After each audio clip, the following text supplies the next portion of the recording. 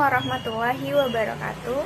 Kami dari kelompok 10 akan mempresentasikan hasil data yang kami peroleh mengenai pajak PPh 21. Perkenalkan, nama saya Salsa Nur Hanifah dengan NIM 6324086. Perkenalkan, nama aku Anissa Nafita Aini dengan NIM 632400976. Perkenalkan, nama saya Delita Laila Siti dengan NIM 632400838. Perkenalkan, nama saya Muhammad Kusnadi dengan NIM 632400878. Selanjutnya, kami akan mempresentasikan pajak PPh 21.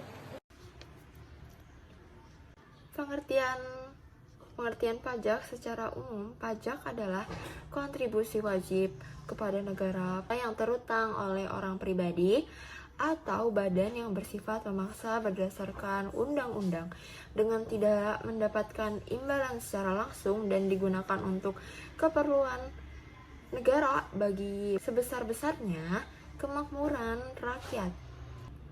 Pajak merupakan sumber penerimaan negara yang sangat penting untuk membiayai berbagai kegiatan pemerintah dan pembangunan. Ini saya akan menjelaskan tentang pengertian PPh 21. Pajak penghasilan PPh asal 21 adalah pemotongan pajak atas penghasilan sehubungan dengan pekerjaan, jasa, atau kegiatan dengan nama dan dalam bentuk apapun yang diterima atau diperoleh wajib pajak. Wajib pajak orang pribadi dalam negeri wajib dilakukan oleh pemberi kerja, bendahara pemerintah, dana pensiun, badan, perusahaan, dan penyelenggara kegiatan. Adapun penjelasannya adalah sebagai berikut.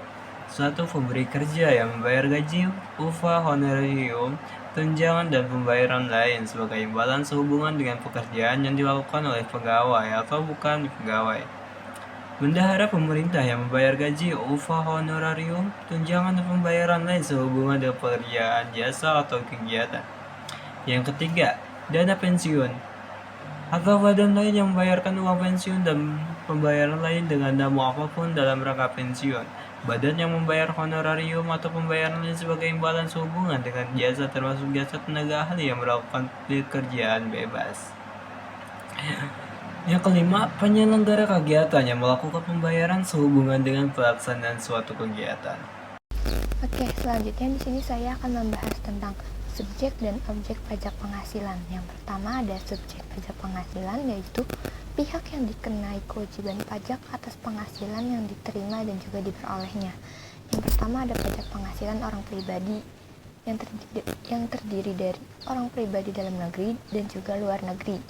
Yang kedua ada pajak penghasilan badan, dan yang ketiga ada badan usaha tetap atau BUT. Dan yang keempat ada pajak penghasilan warisan yang belum terbagi.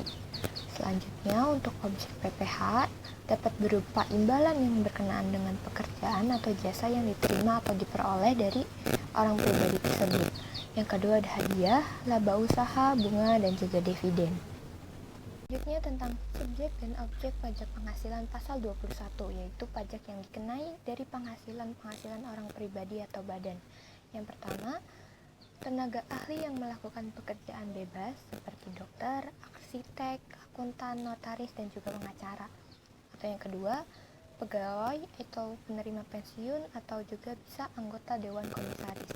Dan untuk objek pajak pasal 21 dapat berupa penghasilan yang diterima atau diperoleh pegawai tetap ataupun tidak tetap.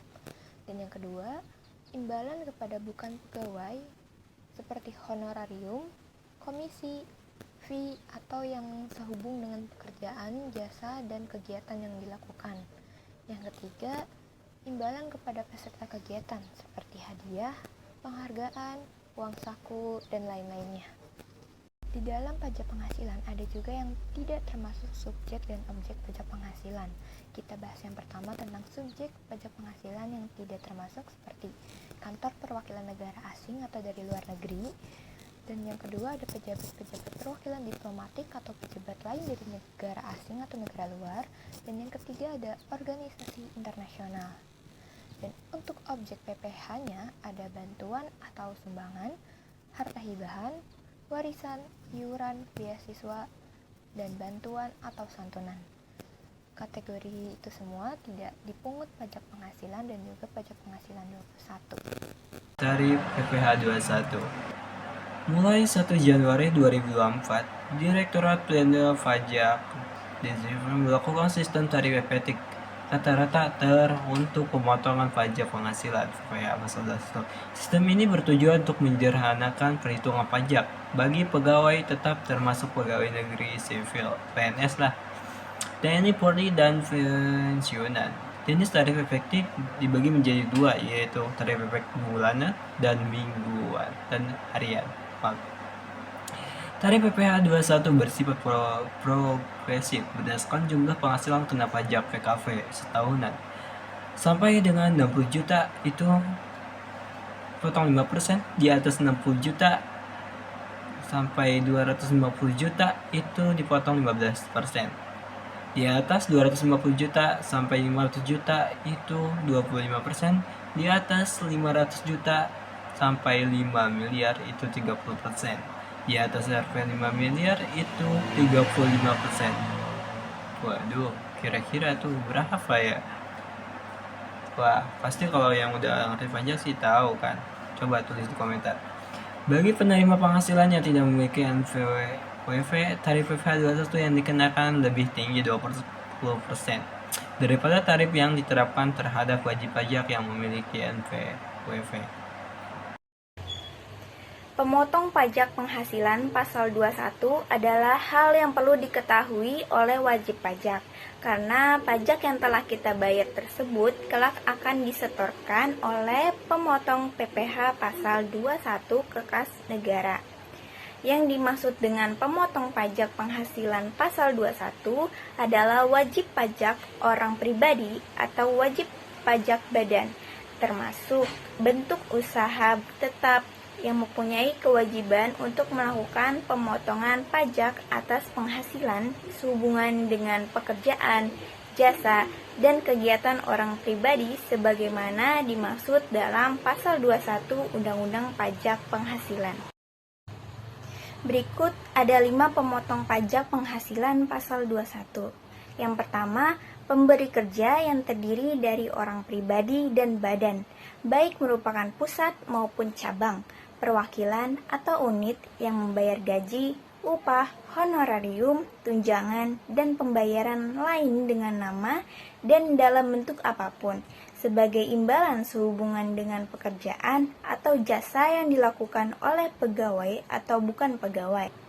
Yang kedua, bendahara atau pemegang kas pemerintah, termasuk bendahara atau pemegang kas pada pemerintah pusat, termasuk institusi TNI atau Polri, pemerintah daerah, instansi atau lembaga pemerintah, lembaga-lembaga negara lainnya, dan kedutaan besar Republik Indonesia di luar negeri yang membayar gaji, upah, honorarium, tunjangan, dan pembayaran lain dengan nama dan dalam bentuk apapun sehubungan dengan pekerjaan atau jabatan, jasa, dan kegiatan. Yang tiga, penyelenggaraan kegiatan, termasuk badan pemerintah, organisasi yang bersifat nasional dan internasional, perkumpulan, orang pribadi secara lembaga lainnya yang menyelenggarakan kegiatan, yang membayar honorarium, hadiah, atau penghargaan dalam bentuk apapun kepada wajib pajak orang pribadi dalam negeri berkenaan dengan suatu kegiatan. Yang keempat, orang pribadi yang melakukan kegiatan usaha atau pekerjaan bebas serta badan yang membayar. A. Honorarium atau pembayaran lain sebagai imbalan sehubungan dengan jasa atau kegiatan yang dilakukan oleh orang pribadi dengan status subjek pajak dalam negeri, termasuk pajak tenaga ahli yang melakukan pekerjaan bebas dan bertindak untuk atas namanya sendiri, bukan untuk atas nama persekutuannya. Yang B. Honorarium atau pembayaran lain sebagai imbalan sehubungan dengan kegiatan dan jasa yang dilakukan oleh orang pribadi dengan status subjek pajak luar negeri. C. Honorarium atau imbalan lain kepada peserta pendidikan, pelatihan, atau magang. Yang kelima, dana pensiun. Badan penyelenggaraan jaminan sosial tenaga kerja dan badan-badan lain yang membayar uang pensiun atau tunjangan hari tua atau jaminan hari tua. Selanjutnya di sini ada yang tidak termasuk sebagai pemberi kerja yang mempunyai kewajiban untuk melakukan pemotong pajak, yaitu 1. Kantor perwakilan negara asing. Kedua, organisasi-organisasi internasional sebagaimana dimaksud dalam pasal 3 ayat 1 huruf C Undang-Undang Pajak Penghasilan yang telah ditetapkan oleh Menteri Keuangan.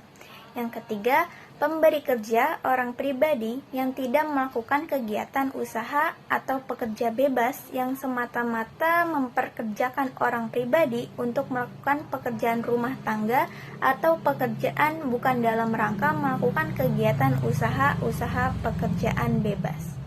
Fungsi PPh 21 yang pertama itu mengatur penghasilan. PPh 21 sebagai alat untuk mengatur penghasilan yang diterima oleh pegawai atau penerima penghasilan lainnya.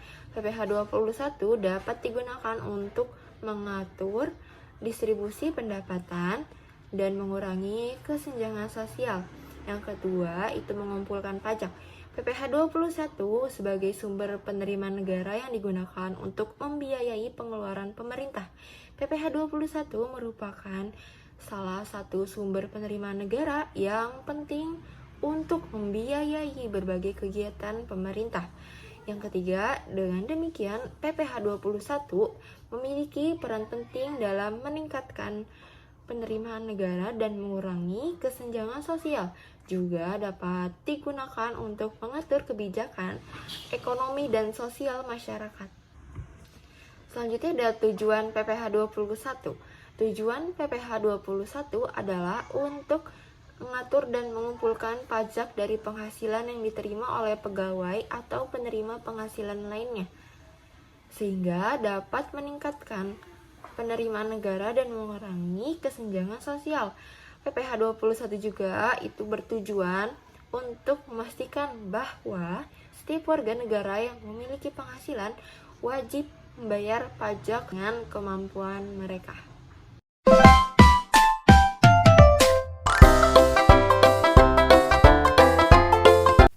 Formulir 1721 min A1. Lalu isi masa perolehan penghasilan. Lalu isi NPWP pemotong dan nama pemotong pajak. Lalu bagian A, isi identitas pajak yang bernama Harry Wesley.